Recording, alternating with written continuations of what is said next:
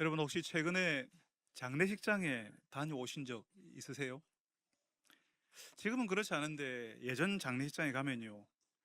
이제 유족들의 친척들, 친구들이 장례식장에 오래 같이 있어줬어요. 같이 밤을 새는 거죠. 근데 같이 밤을 새우려면 뭘 하죠? 예전에는 다들 장례식장에서 화투를 치거나 카드를 쳤어요. 뭐 고수도 뭐 포커 뭐 이런 거죠. 뭐 이해할 수는 있습니다. 장례식장에서 밤 새우는 것이 무료하기도 하고 또 놀면 뭐 하겠어요. 한 푼이라도 벌어야죠, 거기서도. 최근에는 장례식장에서 그렇게 하는 것을 거의 보지 못했습니다. 또 가족을 잃었거나 부모님이 돌아가셔서 장례를 치르는 분들과 하룻밤을 꼬박 같이 세워주는 그런 일도 최근에는 거의 보지 못했습니다. 예전에 신학교에서 함께 공부했던 동기분의 아버지께서 돌아가셨는데요. 그 장례식장에 가서 하룻밤을 같이 보냈어요. 그러니까요, 그걸 그렇게 고마워하더라고요. 아버지가 일찍 돌아가셨는데, 그래서 많이 섭섭했는데, 누군가가 옆에 같이 있어준다는 것이 그렇게 고마운 일일 수도 있는 거죠. 얼마 전에 우리 교회 성도 한 분의 부친께서 돌아가셨습니다. 그래서 우리 교역자들과 함께 문상을 갔는데요. 그분이 그런 이야기를 하시더라고요. 우리 교회 성도들이 많이 오셨다고. 그분이 그 성도들을 잘 모르는데도 잘 모르는 성도들이 많이 와주셨다고. 그래서 감사하다고 하셨습니다. 여러분, 오늘 말씀에 예수님도 장례식장에 가십니다. 누구의 장례식이죠? 나사로. 예. 나사로가 죽기 전에 나사로에게는 여자 형제 둘이 있었어요. 한 사람은 마르다, 한 사람은 마리아였어요. 이 마르다와 마리아가 나사로가 아팠을 때 예수님께 사람을 보냈습니다. 주여 보시옵소서, 사랑하시는 자가 병들었나이다. 이게 무슨 말이죠? 사람을 보내어서 예수님께 이런 메시지를 전달하는 거죠. 예수님이 사랑하는 사람이 지금 병들어 있습니다라는 말은 무슨 말인가 하면 이 소식 듣는 즉시 빨리 좀 와주십시오, 이런 말이겠죠. 빨리 오셔서 나사로를 좀 낫게 해주십시오라는 그런 의미잖아요. 근데 예수님이 어떻게 했습니까? 그 소식을 듣자마자 거기에 이틀을 더 계셨어요.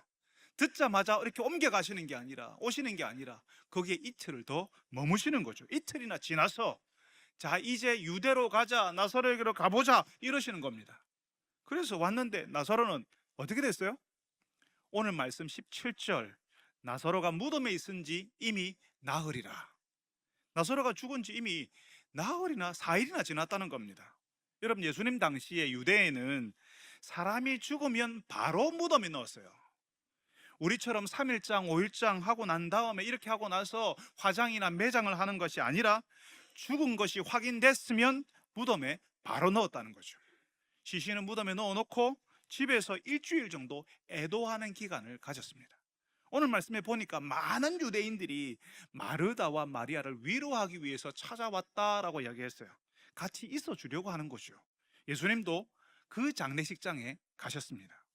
예수님이 오신다는 말을 듣고 마르다는 예수님을 맞이하러 뛰어나왔습니다. 그런데 마리아는 집에 앉아 있었다라고 이야기해요. 오늘 우리가 읽은 말씀 20절에 이러거든요. 마르다는 예수님께서 오신다는 말을 듣고 곧 나가 맞이하되 마리아는 집에 앉았더라. 마리아는 집에 앉아 있었다, 계속 앉아 있었다는 말이에요. 계속 앉아 있었다는 이 표현이요, 장례식장에서 슬퍼하는 사람을 묘사하는 거예요. 슬퍼하는 사람, 이 사람이 지금 슬퍼하고 있다는, 슬퍼하는 사람에게 나타나는 모습을 지금 드러내는 겁니다. 슬프니까 계속 앉아 있는 거예요. 마리아는 나사로의 죽음을 줄곧 그렇게 나사로의 죽음 때문에 줄곧 그렇게 앉아 있는 겁니다. 슬퍼하고 있었다는 거죠.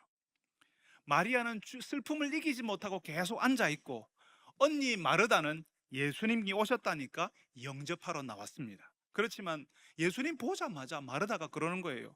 주께서 여기 계셨더라면, 예수님이 여기 계셨더라면 내 오라버니가 죽지 아니하였겠나이다. 예수님 보니까 그냥 서러움이 왈칵 일어나는 거죠. 예수님이 조금만 더 빨리 오셨더라면 하는 그런 마음이 드는 거죠. 마르다는 예수님이 나사로의 병을 고칠 수 있는 분이라는 사실을 알고 있었거든요. 근데 그런 예수님이 나사로가 살아있을 때는 안 오셨으니까 근데 예수님이 나사로의 장례식장에 오신 것을 봤으니까 그 아쉬움이 확 하고 올라오는 거죠. 왜 그렇지 않겠습니까? 우리 성도들 장례식에 가보면요, 가족들이 그런 이야기를 하세요. 그런 아쉬움을 가지세요. 부모님을 조금만 더 빨리 병원에 모시고 갔더라면 돌아가시지 않았을지도 몰라.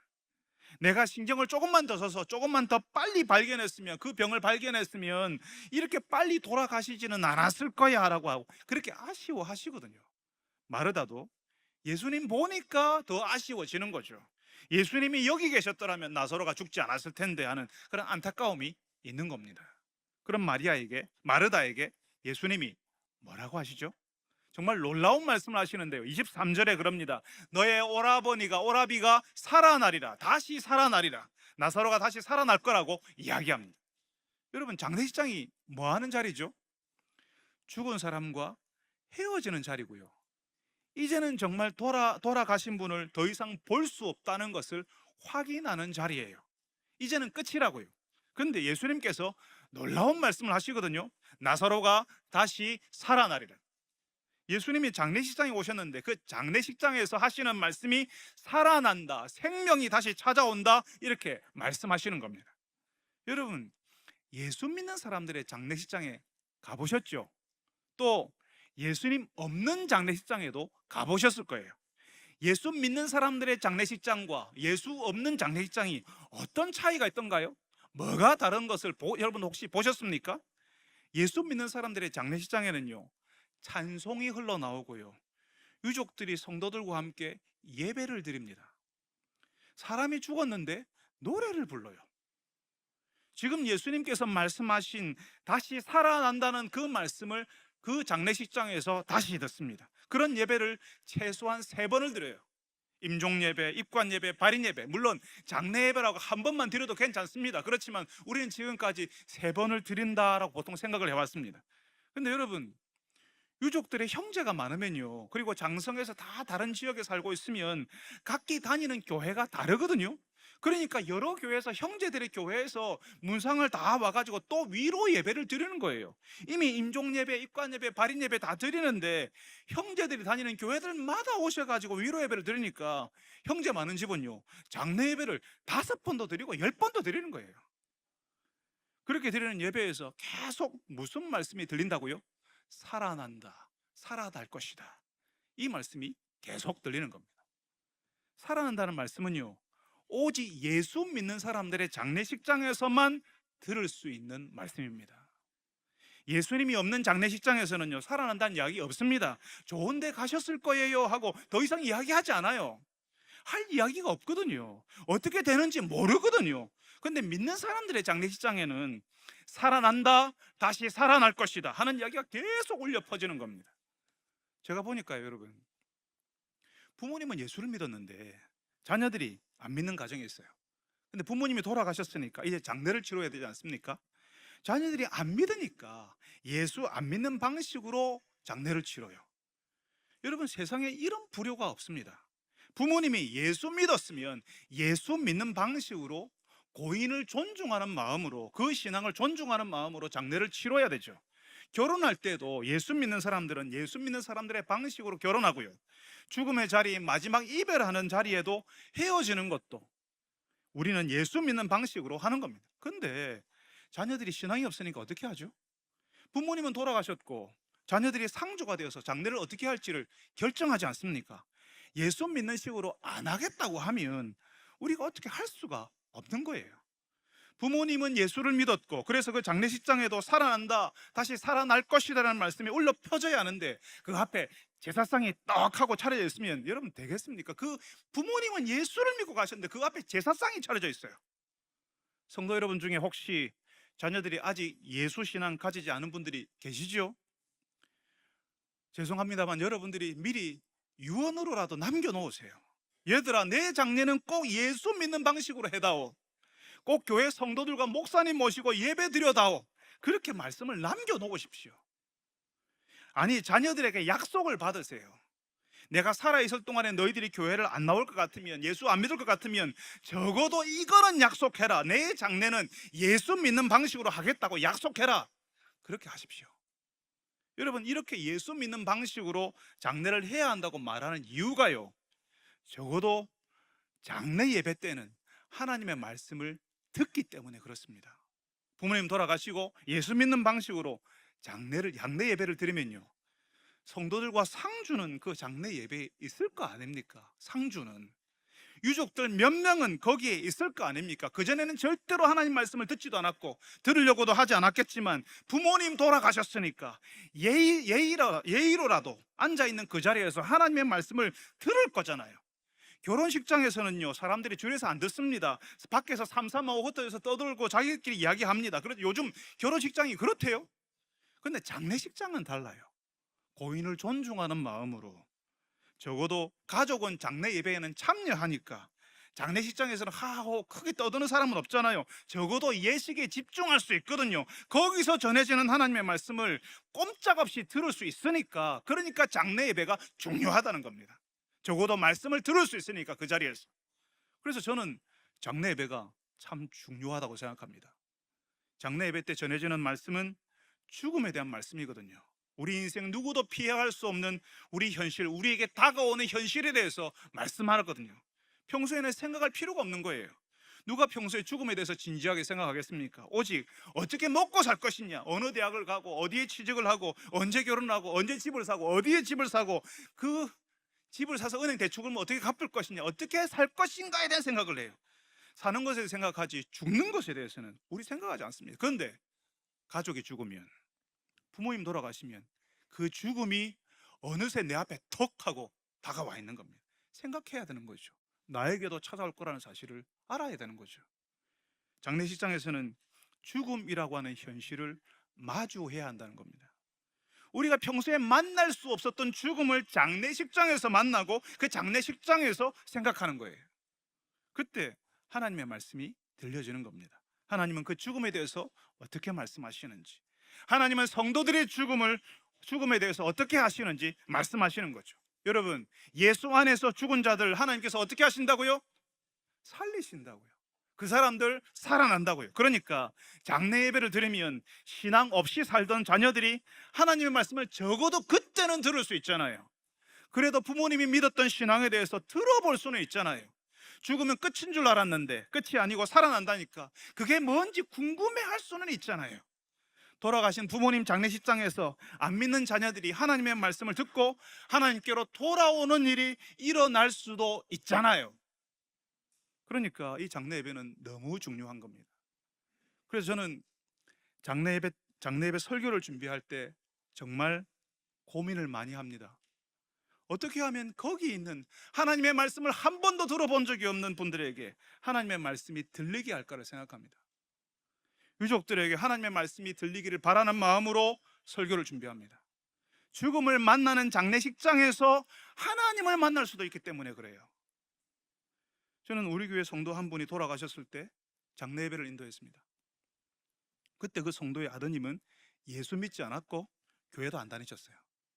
어머니는 평생 그 아들을 위해서 기도했습니다. 그 아들의 가족들, 손자들을 위해서 기도하셨습니다. 저희들이 그분을 만날 때 늘 자신의 아들을 위해서 기도하고 있다고 기도해달라고 부탁하셨습니다.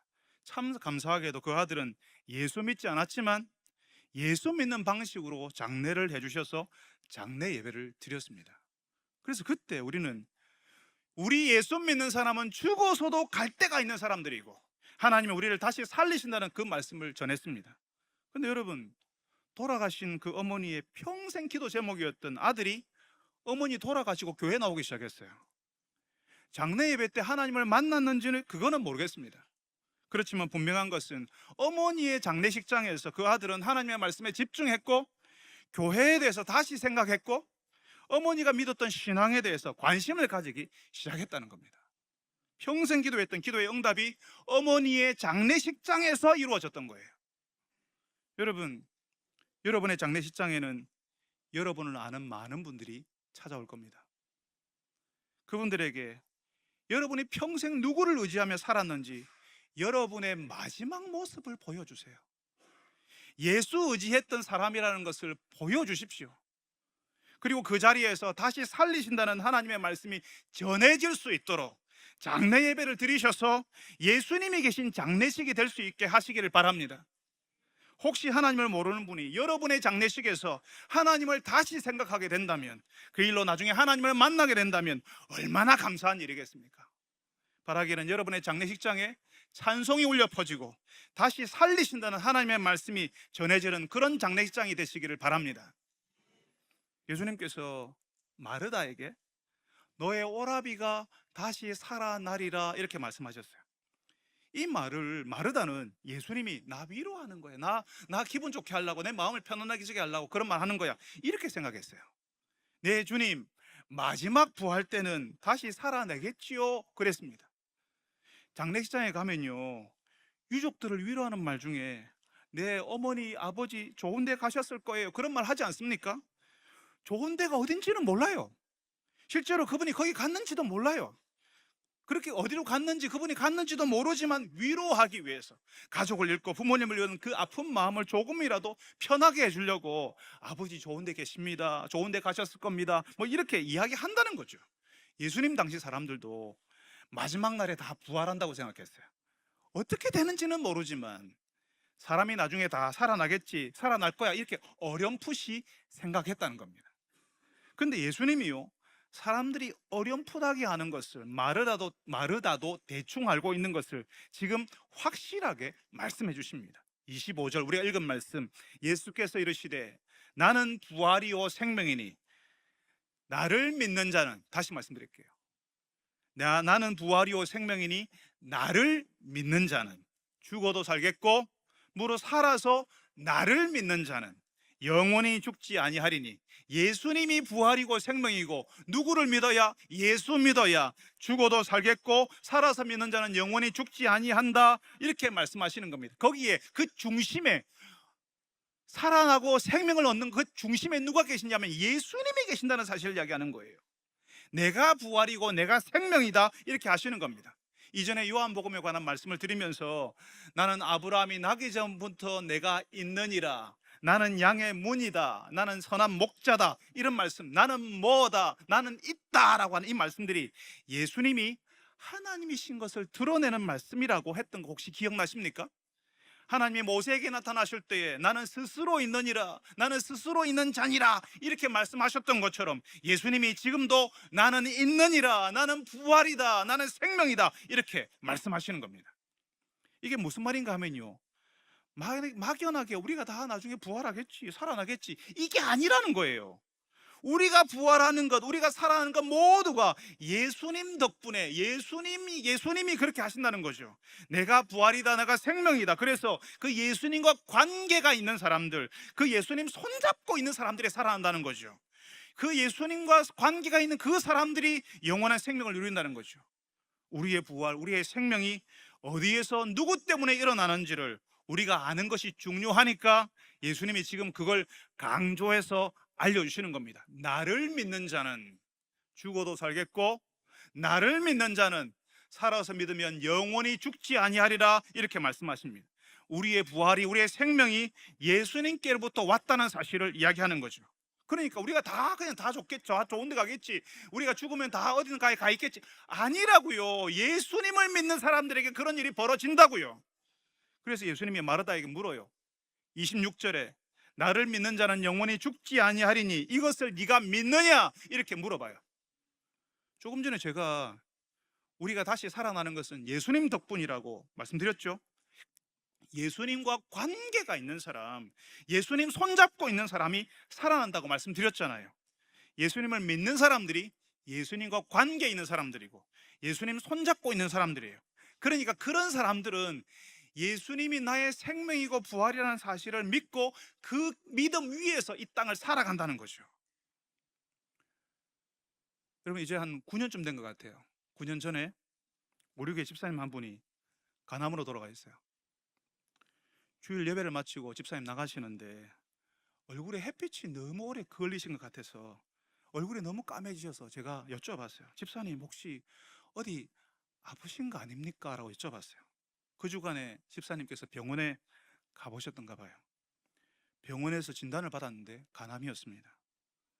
남은 시간이 한 달도 안 남았다는 이야기를 들었습니다. 간암 말기였습니다. 실제로는 병원 진단을 받고 보름도 채 지나기 전에 소천하셨습니다. 어떻게 그럴 수 있나 하는 그런 마음이 들었죠. 입원하신 집사님을 만나러 가는데 정말 마음이 무거웠습니다. 제가 집사님 앞에서 무슨 말을 하겠습니까? 어떤 말을 해야 될까요? 할 수만 있다면 그냥 그 앞에서 아무 말도 안 하고 그냥 구석에서 집사님 얼굴만 보고 가만히 있다가 그냥 나오고 싶었습니다. 근데 그 집사님이요, 목사의 그 무거운 마음을 아셨는지, 목사님, 제가 목사님을 위해서 기도하고 있습니다, 그렇게 이야기하시더라고요. 그 집사님에게 2주 정도의 시간만 남았어요. 근데 그 아까운 시간, 얼마 남지 않은 시간에 목사를 위해 기도하고 있다 하셨습니다. 그리고 평소에 바빠서만 깊은 이야기를 나누지 못했던 아들과 딸과 그리고 아내와 이야기를 많이 하신다고 하셨습니다. 죽음의 문을 곧 통과해야 하지만 집사님은 예수님이 집사님 살리시고 영원히 살게 하신다는 사실을 믿으셨어요. 그래서 마음이 평안하셨습니다. 지켜보는 목사는 마음이 너무 무거워서 힘들었지, 집사님은 오히려 목사를 위로하고 하나님 품으로 가셨습니다. 참 놀라웠습니다. 집사님이요, 죽음이 바로 앞에 있었거든요.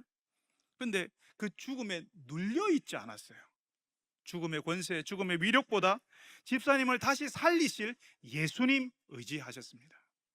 자신에게 남겨진 시간을 지금까지 의지했던 것보다 더 간절하게 예수님 의지하는 시간으로 삼았던 거죠. 그래서 그 아까운 시간을 목사를 위해서 기도하신다 하셨습니다. 예수님 의지하는 시간이 그 어떤 것보다 값지게 시간을 보내는 것이라는 것을 집사님은 아셨던 거죠. 여러분, 예수님이 부활이고 예수님이 생명이라는 사실을 아는 것이 이 땅에서의 삶을 담대하게 만들고 우리를 다르게 살게 만듭니다. 그래서 예수님이 마르다에게 물었던 거예요. 네가 믿느냐? 내가 부활이요 생명인데 나를 믿으면 죽어도 살고 살아서 믿으면 영원히 죽지 않는데 이것을 네가 믿느냐? 이렇게 물으셨어요. 여러분은 믿으십니까? 예수님이 부활이요 생명이어도 우리가 그 예수님을 의지하지 않으면 우리에게 생명도 없고 부활도 없는 겁니다. 예수님이 부활이요 생명이라고 이야기해도 우리가 그 예수님을 붙잡아야 되고 의지해야 되고 믿어야 그 부활이 내 것이 되고 그 생명이 내 것이 되는 거죠. 예수님 붙잡고 의지해야 되는 거죠. 사랑하는 여러분들이 예수님이 부활이요 생명이신 것을 알고 예수 의지하는 분들이 되시기를 바랍니다. 평생 예수님 붙드는 분들이 되셔서 우리의 삶이 이 땅이든 다른 곳이든 예수 안에서 평안을 얻고 생명을 누리는 분들이 되시기를 바랍니다. 예수님이 마르다에게 네가 이것을 믿느냐 그랬어요. 그러니까 마르다가 뭐라고 했어요? 오늘 우리가 읽은 27절 말씀이에요. 주여 그러하외다. 주는 그리스도시요 세상에 오시는 하나님의 아들이신 줄 내가 믿나이다. 마르다는 예 내가 믿습니다 그랬어요. 우리 한글 성경에는 사실 이게 잘 표현이 안 되어 있어요. 마르다가 자기가 믿는다는 사실을 강조해서 이야기해서 예 내가 믿습니다 그랬어요. 자신이 믿는다는 사실을 확실하게 내 마음으로 진짜로 믿습니다 그런 방식으로 표현했어요. 여러분, 지금 마르다가 예수님을 확실하게 믿는다고 했지요. 그러면 이제 예수님이 어떤 일을 하시든, 왜냐하면 주는 그리스도시요 세상에 오신 하나님의 아들인 것을 믿습니다 했으니까 하나님의 아들이시니 못하실 일이 뭐가 있습니까? 우리가 예수님이 어떤 일을 하시든 우리가 믿을 수 있는 거죠. 그러니까 마르다도 예수님이 어떤 일을 하시든 예수님이시니까 하실 수 있다고 믿어야 되죠. 오늘 우리가 같이 읽지 않았지만 우리는 11장 27절까지 읽었는데요, 뒷부분을 보면 예수님께서 죽은 지 나흘이라 되는 나사로를 살리시려고 합니다. 예수님이 부활이요 생명이라는 사실을 사람들에게 보여주시려고, 실제로 보여주시려고 해요. 예수님이 나중에 마지막 날에 그 예수 안에서 죽은 자들을 다 살리시고 그 육신을 일으키실 겁니다. 그렇게 하기 전에 예수님이 정말 그런 분이라는 사실을 미리 보여주시는 거죠. 샘플로, 본보기로 우리에게 보여주시려고 한다는 거죠. 그래서 11절, 요한복음 11장 우리 27절까지 읽었다고 했는데 거기 39절에 무덤 문을 옮겨 놓으라 이렇게 이야기하셨어요. 여러분, 유대인들의 무덤은 굴을 파서 그 안에다 시신을 놓는다는 거 알고 계시죠? 그리고 그 안에다 시신을 넣어놓고 큰 돌문을 굴려서 앞에 무덤 문을 막아놓아요. 그러니까 이제 예수님이 나사로를 살리셔야 되니까 돌문을 옮겨 놔라 이렇게 이야기하셨어요. 나사로를 살리시려고. 근데 네 믿습니다, 내가 진짜 확실하게 믿습니다라고 이야기했던 마르다가 뭐라고 했는지 아세요? 주여, 죽은 지가 나흘이나 됐습니다. 벌써 냄새가 납니다. 이렇게 이야기했어요. 죽은 지 나흘이나 됐으니까 벌써 냄새 나니까 나사로를 살리는 거 된다는 말입니까? 안 된다는 말입니까? 마르다가 안 된다고 이야기하는 거예요. 나중에 마지막 날에는 부활하겠지만 지금 죽은 나사로가 살아나는 것은 그건 안 되는 일 아니겠습니까? 이렇게 이야기하는 거예요. 여러분, 희한한 게요, 우리 믿음이 그렇습니다. 분명히 우리는요 믿습니다 그랬어요. 믿습니다 주님 하는데, 그런데 안 믿어요. 마르다는요, 예수님이 내가 부활이요 생명이니 나를 믿는 자는 죽어도 살겠고 살아서 믿으면 영원히 안 죽는다, 네가 믿느냐 하니까 네, 내가 진짜 확실하게 믿습니다 그랬어요. 강조해서 이야기했어요. 우리가 어떤 때 설교를 들으면서요, 그 설교의 응답으로 아주 큰 소리로 여러분 믿습니까? 네 믿습니다 하지 않습니까? 근데 안 믿어요. 마르다만 그러는 것이 아니라 베드로도, 예수님 제자들도 다 그랬습니다. 믿습니다 해놓고 안 믿습니다. 베드로는 예수님을 여기 마르다처럼 주는 그리스도시요 살아계신 하나님의 아들입니다 이렇게 고백했습니다. 예수님이 그걸 칭찬했어요. 야, 네가 어떻게 그런 고백을 다 하냐, 이건 네가 한 게 아니라 하나님 아버지께서 가르쳐 준 거야, 이렇게 이야기했어요. 나중에 베드로는요 이렇게까지 이야기했습니다. 내가 주와 함께 죽을지언정 끝까지 주를 따라가겠습니다. 여러분, 베드로 어떻게 했죠? 제자들 어떻게 했는지 여러분 다 알고 계시죠? 제자들은 예수님 버리고 도망갔습니다. 베드로는 나 예수 모른다, 예수가 누구야, 나 진짜 예수 모른다니까, 그렇게 했습니다. 예수님이 그리스도시고 하나님의 아들이라고 했잖아요. 마르다도 내가 믿습니다 했잖아요. 그렇게 했지만 정작 예수님이 나사로를 살리려고 하니까 예수님을 말리려고 들어요. 죽은 지 나흘이나 되어서 냄새가 납니다 이렇게 하는 거죠. 못 믿는 거죠. 여러분, 우리는 믿습니다라고 하지만 그것도 강조해서 옛날에 그런 말 많이 했거든요. 믿습니다 그냥 하지 않아서 믿습니다 이렇게 했어요. 우리가 그렇게 강조해서 우리가 이야기하지만 우리가 사실은 온전히 믿지 못한다는 사실을 나중에 알게 됩니다. 내가 믿는다고 했지만 내가 믿은 그분이, 내가 믿는다고 말했던 그분이 내가 이해한 것보다, 내가 믿는다고 했던 것보다 더 큰 거예요. 내가 감당할 수 없을 만큼 큰 거예요. 내가 이해할 수 없을 정도로 놀랍고 크신 분인 거죠. 분명히 내가 믿는다고 했어요. 나도 내가 믿는 줄 알았어요. 근데 내가 아는 것보다, 내가 믿었던 것보다 훨씬 더 크신 하나님이니까, 더 훨씬 더 크신 일을 하시니까 이게 이해가 안 되는 거예요. 그래서 못 믿는 거예요. 마르다가 그랬잖아요. 나를 믿는 자는 죽어도 살겠고 살아서 믿는 자는 영원히 죽지 아니하리라는 것을 네가 믿느냐 하니까 예, 내가 믿습니다 그랬어요. 근데 죽은 지 나흘 된 나사로 살리겠다고 하니까 안 믿는 사람의 모습으로 돌변해 버리는 거예요. 죽은 지 나흘 됐습니다, 냄새가 납니다, 지금 무슨 짓을 하시는 겁니까? 이러는 겁니다. 여러분, 우리가 다 그렇게 합니다. 저는 중고등학교 시절에 기도를 많이 하는 교회를 다녀서 기도를 길게 오래 기도했습니다. 기도하면서 계속 그랬어요. 주님 믿습니다, 믿습니다 그랬어요.